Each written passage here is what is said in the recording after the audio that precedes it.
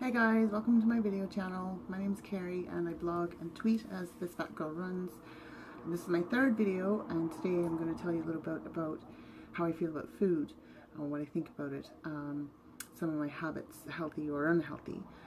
So I guess I have made a lot of changes in the last 4 or 5 years in my approach to food. I know some people refer to their relationship with food, but when I think about it, I feel that a relationship is a two-way thing. It's a give and take. It's if my friend is talking, I'm listening. If I'm crying, my friend hugs me.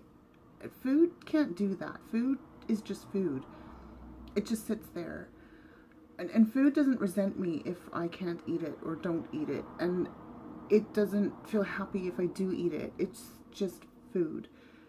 What I really need to examine is my relationship with myself and the people around me when it comes to food. You know, from my last video, 10 years ago, I was size 24, significantly bigger than I am now. And I wasn't paying attention to what I was eating.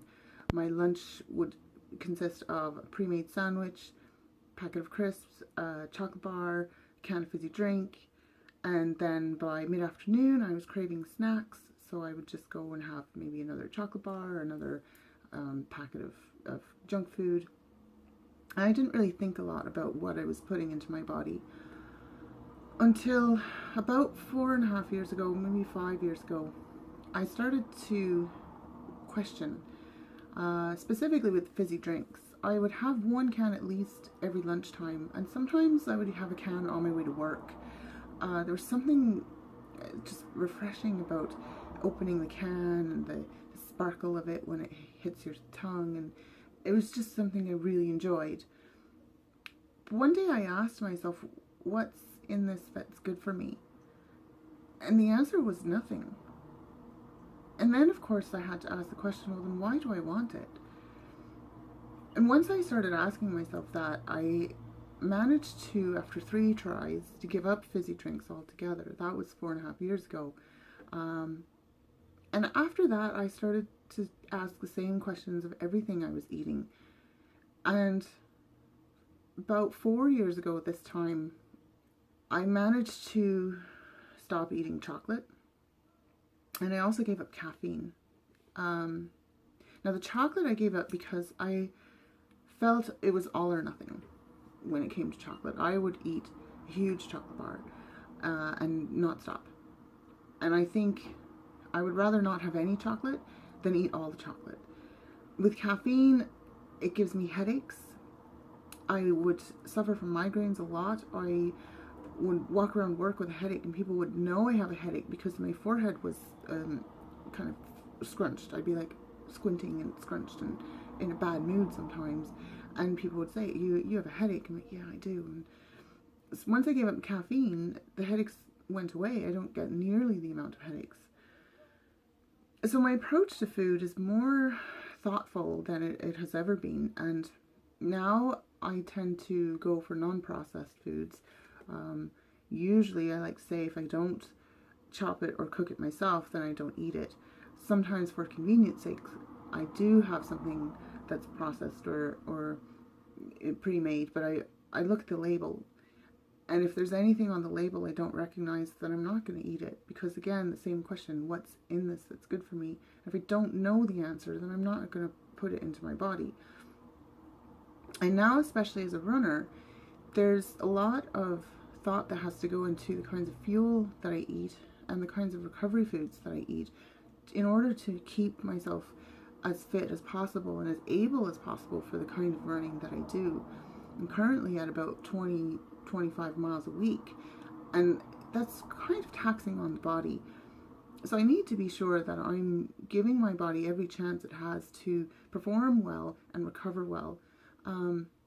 So I do know that in the last couple of months I've been a little less careful with what I've been eating. I haven't been making the best choices, which is why I'm going to go out on a limb, another one, and open up my food diary for anyone who wants to look at it. I haven't been putting anything in the diaries for like the last couple months, but I'm going to open it up and I'm going to start logging all my food. And I think that will help me regain that thoughtfulness about it. If I know people are looking and watching and even commenting on what I eat, because if you see something that comes up in my diary and you want to know why did I choose to eat it, please leave me a comment below and ask me, and that will help me explain a little bit of my thought processes. Not that I have to justify myself, but I feel like the more thoughtful I am, the better choices I'm going to make. Accountability is really helpful for me, and being honest about what I'm doing, how I'm training, how much I'm running, and now with what I'm eating. And I feel like it's a helpful tool, a food diary, for making those right choices. So I'll put the link in the description box below for my food diary. The usual links are there: my Twitter, my Facebook, my website, thisfatgirlruns.com, and my Strava, which shows you my running activities. If you have any questions for me, let me know in the comments. If you want to be notified when the next video comes out, hit the subscribe button. I don't know when that will be, probably next weekend. I think I know kind of what topics I want to cover. I'm just not entirely sure yet. Again, leave me a comment if you want me to address something specifically.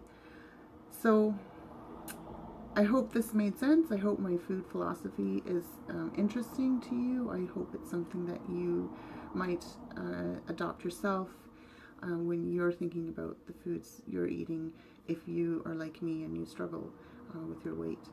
So thank you for joining me. I'll see you in my next video. Bye. My third video, and I said last time. Okay, thanks, Lily.